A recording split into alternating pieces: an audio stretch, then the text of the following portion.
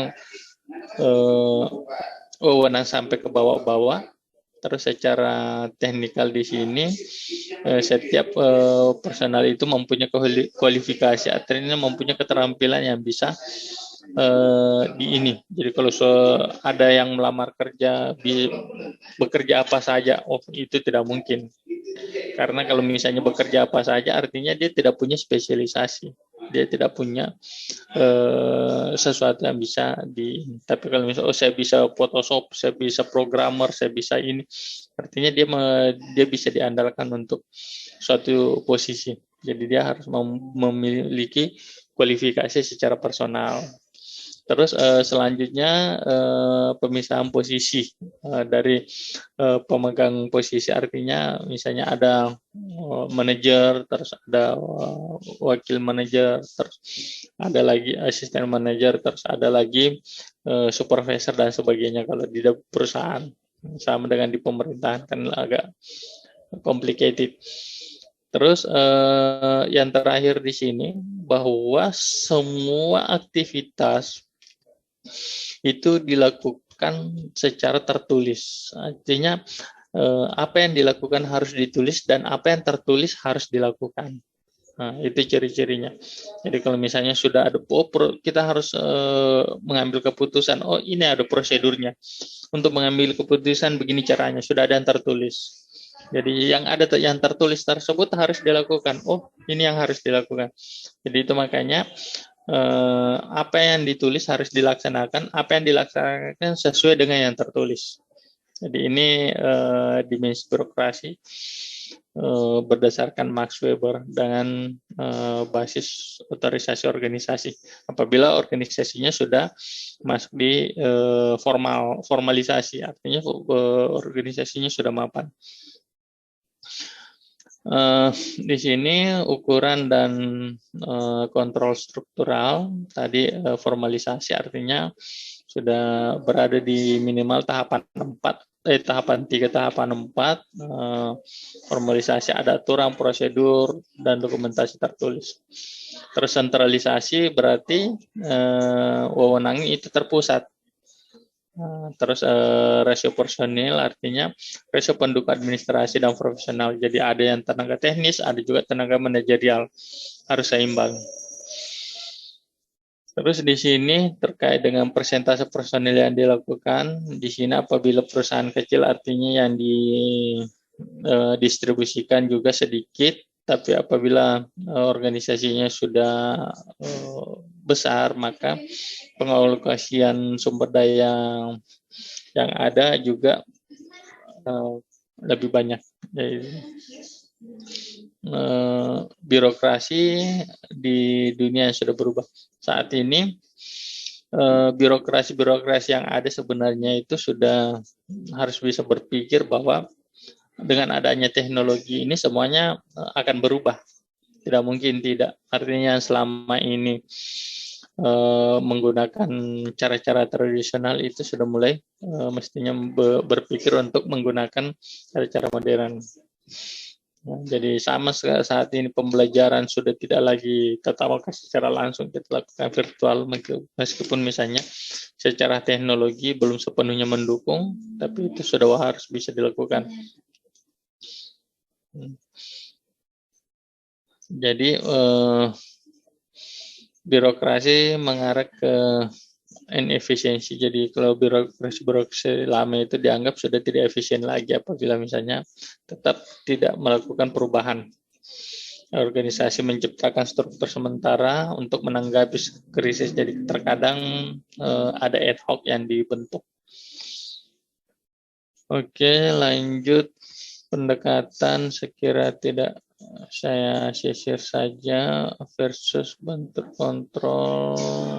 Saya kira ini bisa masuk di penurunan. Jadi ini yang tadi kita bahas di pertanyaan Ibu Nur Hayati dan Ibu Suleha yang terkait dengan atrofi. Jadi suatu perusahaan kalau misalnya tidak mampu untuk ini, kan biasanya memang kalau pada saat sukses itu kita lupa gitu loh untuk berbenah. sehingga pembenahan itu baru kita bisa lakukan pada saat kita sudah merasa mulai agak sakit-sakitan. Sama dengan kita kalau misalnya sudah sakit itu baru mau ke dokter, tapi pada saat sehat itu kita lupa bahwa ternyata dokter itu ada. Nah, begitu juga di perusahaan organisasi. Di organisasi kalau misalnya sudah masuk di tahapan atrofi, artinya perusahaan sudah mulai kekurangan energi, sudah mulai kekurangan keuntungan, sudah mulai kekurangan sumber daya yang capable dan sebagainya, itu baru mulai ada pemikiran untuk berbenah. Jadi itulah namanya atrofi, artinya sel-sel atau sumber daya yang ada di organisasi itu sudah mulai berkurang. Jadi mungkin sudah menurun sebenarnya, tapi artinya masih bisa diselamatkan. Kalau misalnya perusahaan, kalau di sini terkait dengan kerentanan, artinya di sini bahwa perusahaan masih bisa berjalan stabil, tapi kestabilan tersebut memang perlu untuk disuplai sedapat mungkin. Misalnya saya ambil contoh saat ini Telkom misalnya. Telkom kalau misalnya tetap mempertahankan dulu telepon rumah dan sebagainya, itu dia akan habis. Tapi pada saat dia melihat bahwa pasarnya telepon rumah itu sudah tergerus oleh anak perusahaannya sendiri, maka mencoba untuk melakukan pembenahan. Jadi kerentanannya itu kalau dia tidak melakukan pembenahan ke IndiHome, saya kira mungkin sudah habis. Seperti itu. Terus ada juga penurunan atau persaingan lingkungan. Jadi sama dengan perusahaan teknologi yang tadi yang saya bahas, terguras oleh teknologi itu sendiri. Nokia sama BlackBerry, seperti itu. Saat ini mungkin yang masih market leader ada di Samsung untuk secara quantity, tapi untuk satisfaction user itu ada di Apple mungkin, sehingga kedua perusahaan ini masih bisa eksis sampai saat ini. Meskipun mungkin pengguna Samsung lebih banyak, tapi loyalitas konsumen itu lebih banyak di produk Apple, seperti itu. Jadi tapi mereka berada di persaingan lingkungan yang ada, sehingga biasanya kalau perusahaan sudah mulai merasa terjadi atrofi, pasti sudah mulai perampingan. Baik itu kalau misalnya di perusahaan itu, kalau dia sewa space, di mall-mall itu sewa space, maka dia akan mulai mengurangi space-nya, mulai mengurangi karyawannya, mulai mengurangi produk-produk yang sekiranya memang sebagai produk pelengkap. Hanya produk-produk primer yang mungkin fast moving, yang penjualannya lebih laku, itu yang tetap dipertahankan. Kalau misalnya produk-produk pelengkap itu mungkin sudah tidak dijual lagi, termasuk pengetatan dari sisi biaya dan sebagainya. Di sini ada dari tadi ada juga yang pertanyaan terkait dengan tahapan buta. Di sini tahapan buta itu artinya di sini di mana perusahaan masih aman dengan keadaannya, tidak melihat bahwa ternyata saya sudah mulai mengarah ke decline atau penurunan. Di sini informasi-informasi mungkin dari user, dari konsumen, informasi dari mungkin supplier, atau mungkin dari yang lain memberikan informasi harus memperbaiki diri, tapi karena merasa bahwa saya masih hebat, sehingga perbaikan-perbaikan atau kritikan atau saran-saran dari yang ada itu tidak diperhatikan. Itu masuk di tahapan state blended, tahapan buta. Terus apabila itu dibiarkan, maka akan masuk di tahapan berikutnya, tahapan yang tidak melakukan apa-apa. Nah, di tahapan ini sebenarnya di mana perusahaan kalau mampu untuk melakukan aksi nyata, saya kira perusahaan sudah bisa bangkit. Jadi harus melakukan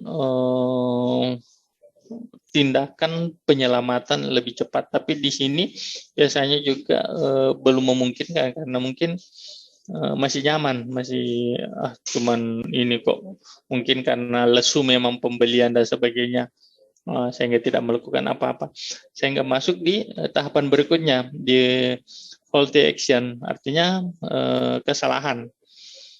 Di sini dibiarkan lagi masuk di tahapan ketiga, yaitu kesalahan yang dilakukan oleh perusahaan.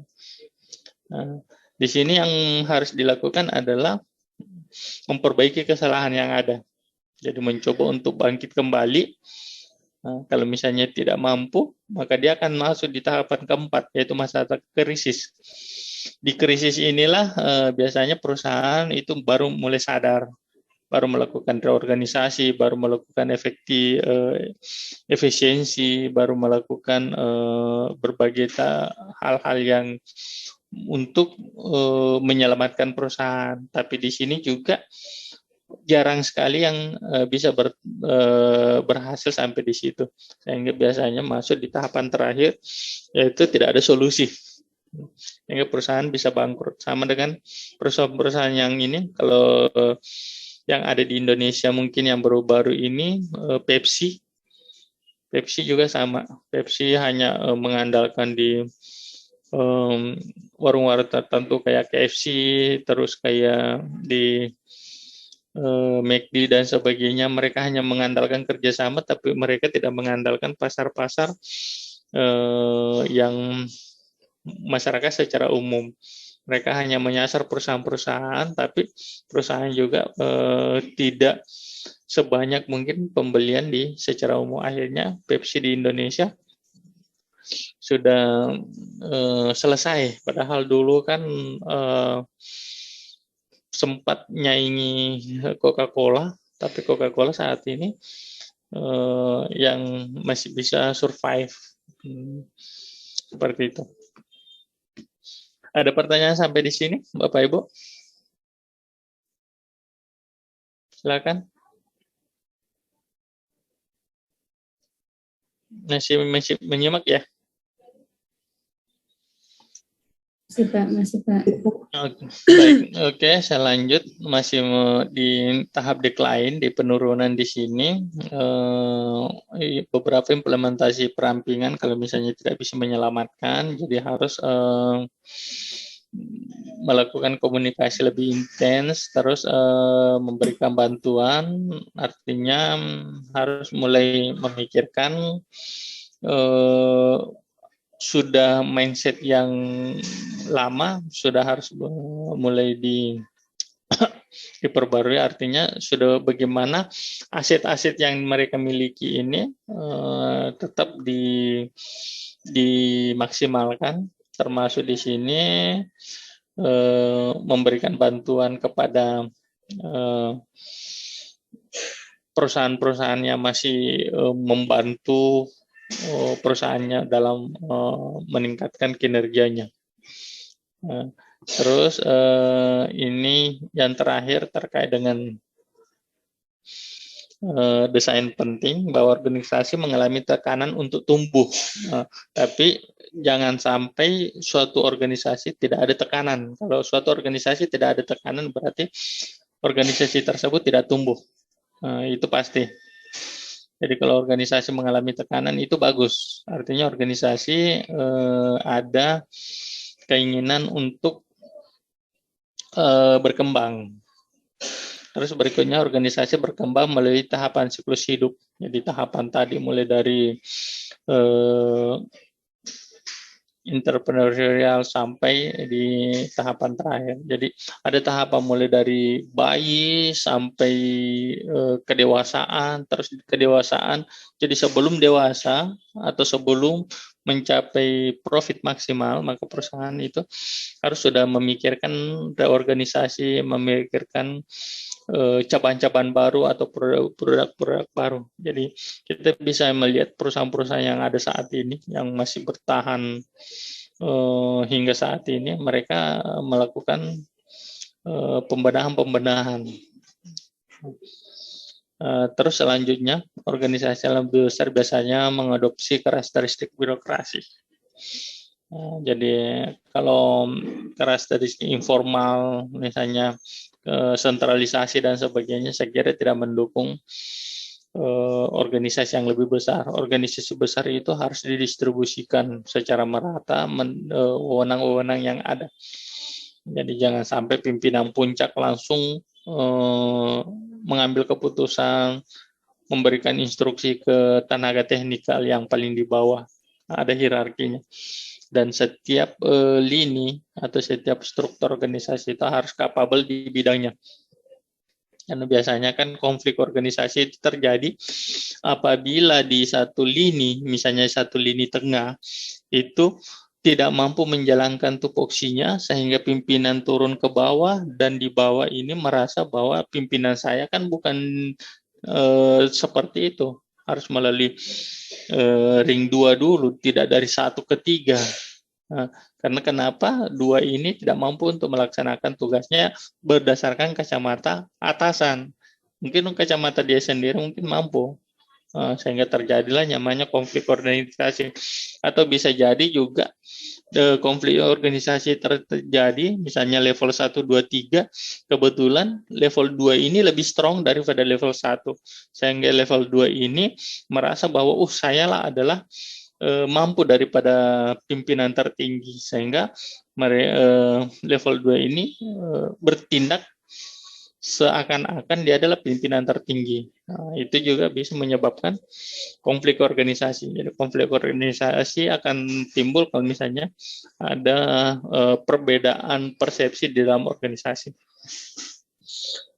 Lanjut, semua organisasi memerlukan sistem untuk pengendalian. Jadi setiap bagian itu perlu ada, tadi ada teman-teman menyinggung namanya total quality management. Artinya di sini semua bagian mulai dari cleaning service, security, sampai pimpinan tertinggi harus memiliki standar kualitas yang sama, memiliki goals, tujuan yang sama. Jadi kalau misalnya hanya pimpinannya memahami visi misi, tapi bawahan lain, saya kira perusahaan tidak akan maksimal. Terus terakhir, banyak organisasi mengalami penurunan. Ini disebabkan penurunan saat ini sebenarnya lebih banyak di teknologi. Karena kenapa teknologi mampu merubah segalanya. Yang masih menganut sistem manual itu tidak akan bisa survive kalau tidak mengandalkan teknologi. Mungkin itu aja dari pembahasan hari ini. Siapa tahu ada teman-teman ingin bertanya sebelum saya akhiri, silakan. Ada? Baik. Ya, silakan Pak.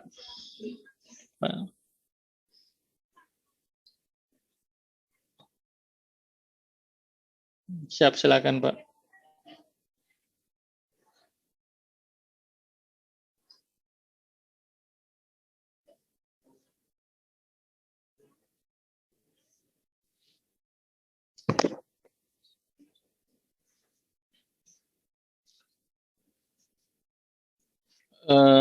Baik Pak, untuk kehadiran itu nanti kan akan terekord di bagian pelayanan melalui Asdir 1 Pak. Jadi nanti kan di akhir semester itu biasanya kami sebagai dosen pengampu itu mendapatkan daftar kehadiran itu dari bagian akademik, sehingga kalau solusi yang kami tawarkan, Pak, mungkin teman-teman yang tidak bisa masuk ini bisa mengkomunikasikan dengan Asdir 1, Pak. Nanti Asdir 1 akan melakukan rekapan atau melakukan validasi ke bagian akademik, Pak, di bagian pelayanan akademik. Kan pelayanan akademik yang membuat berita acara perkuliahan, siapa-siapa yang hadir, siapa-siapa yang tidak. Kalau di kampus ada bagian akademik namanya Bu Eli Ibrahim. Jadi dia yang ini. Kalau untuk laporannya mungkin teman-teman yang tidak bisa hadir bisa mungkin nanti laporannya ke Bu Asdir, Pak. Mungkin seperti itu, Pak. Ya, Pak. Siap, silakan, Pak.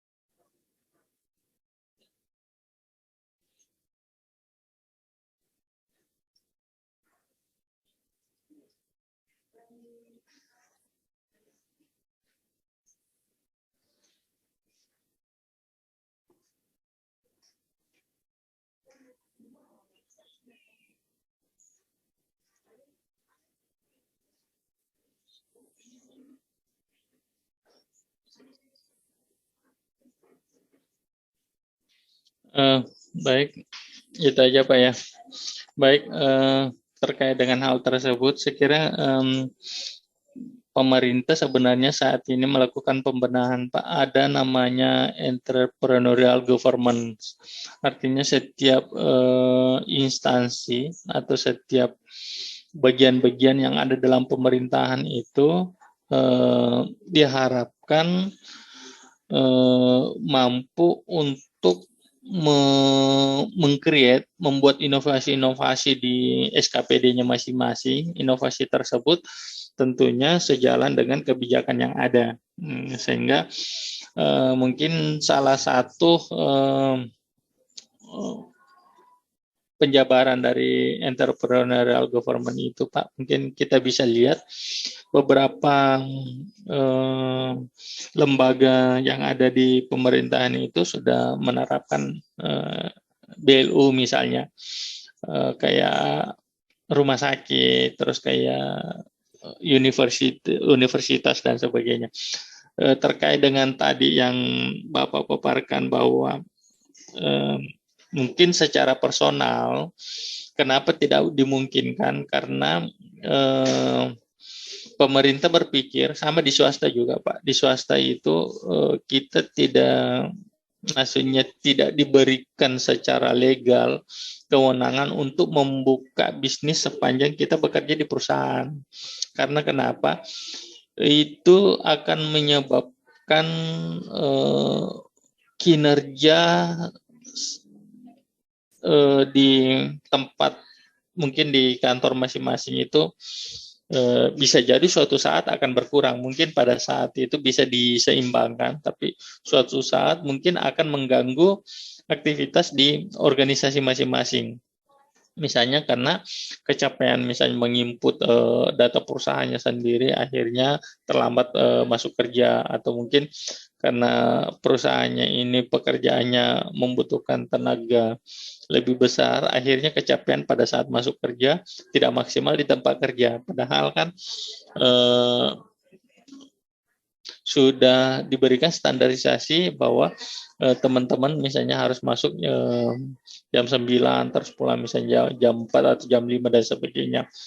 Saya kira, tapi saat ini secara kelembagaan itu setiap SKPD itu diharapkan memiliki inovasi-inovasi kreatif yang nantinya bisa menciptakan suatu produk yang yang bisa ditawarkan ke masyarakat. Misalnya mungkin di beberapa perusahaan BUMN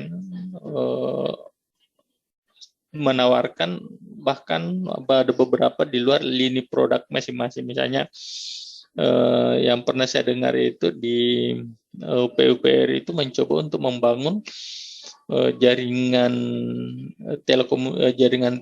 telekomunikasi yang berbasis internet misalnya. Hal-hal seperti itu, tapi secara kelembagaan. Tapi kalau misalnya secara personality, saya kira memang tidak memungkinkan karena dikhawatirkan energi pegawai itu terkuras hanya untuk mengurusi personalitinya, sehingga kinerja dalam menjalankan tupoksinya di SKPD masing-masing tidak maksimal. Saya kira mungkin seperti itu Pak kalau penjelasan dari kami. Kalau secara kelembagaan itu pemerintah sudah menyediakan wadah itu terkait dengan entrepreneurial government di setiap lini, itu diharapkan mampu untuk menghasilkan inovasi yang bisa ditawarkan ke masyarakat. Mungkin seperti itu Pak.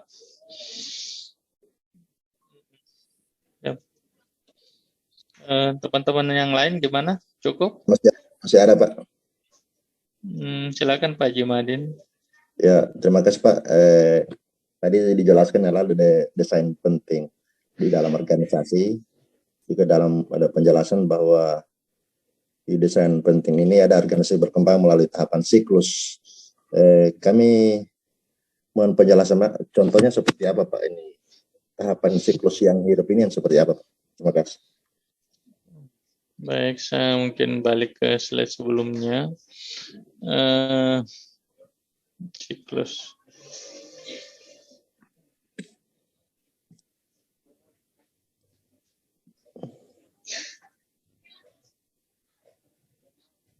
Jadi ini siklus Pak. Jadi siklus organisasi seperti ini, bahwa organisasi itu dimulai dari suatu usaha kecil-kecilan.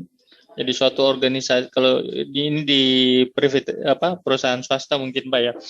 Jadi perusahaan swasta itu tidak langsung jadi perusahaan besar kalau perusahaan tersebut tidak melewati namanya entrepreneurial stage atau tahapan entrepreneurial. Jadi ini mulai dari kreativitas oleh yang membangun perusahaan itu sampai nanti masuk di tahapan elaborasi. Di tahapan elaborasi ini adalah tahapan di mana perusahaan harus bisa bersinergi dengan perusahaan lain, bisa bersinergi dengan pemerintah, bisa bersinergi dengan supplier, bisa bersinergi dengan masyarakat. Dengan sinergi yang ada, mereka akan menggali informasi apa yang dibutuhkan pasar. Sehingga dengan memahami kebutuhan pasar, maka perusahaan mampu membuat produk sesuai dengan keinginan pasar. Jadi siklus-siklus ini Pak ada 4 tahapan, dari kewirausahaan, terus masuk di kolektivitas, masuk di formalisasi, sampai di elaborasi. Jadi mulai dari tahap kreativitas, tahap pertumbuhan, terus tahap formalisasi sampai elaborasi. Jadi ini siklusnya seperti itu Pak. Jadi tidak ada perusahaan itu tiba-tiba langsung besar, kecuali memang mereka dilahirkan dari orang besar. Tapi kalau misalnya kalaupun kita ambil contoh kayak Trans TV misalnya, yang berasal dari seorang entrepreneurial, terus bisa jadi perusahaan sebesar saat ini. Sama juga di Makassar kayak di Kala Group, di mana cuman perusahaan bus antar kota dari Makassar ke Bone dan akhirnya sekarang menjadi sebuah perusahaan besar. Saya kira semuanya berawal dari entrepreneurial, berawal dari usaha sendiri terus dikembangkan, dikelola, nanti akan masuk di tahapan terakhir di puncak. Mereka harus mampu menyiapkan lini produk yang sekiranya sesuai dengan market share-nya. Mungkin seperti itu Pak Haji Madin. Ya, ya. Ini teman-teman mungkin saya kira cukup ya. Teman dosen yang lain akan masuk untuk mata kuliah selanjutnya. Untuk pertemuan hari ini saya cukupkan sampai di sini. Terima kasih.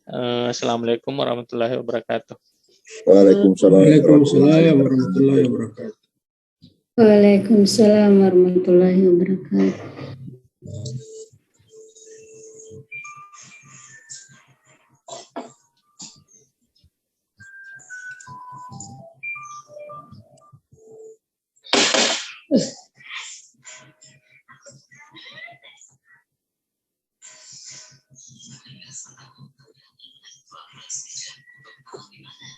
Info Bapak Ibu untuk teori administrasi publik berhubung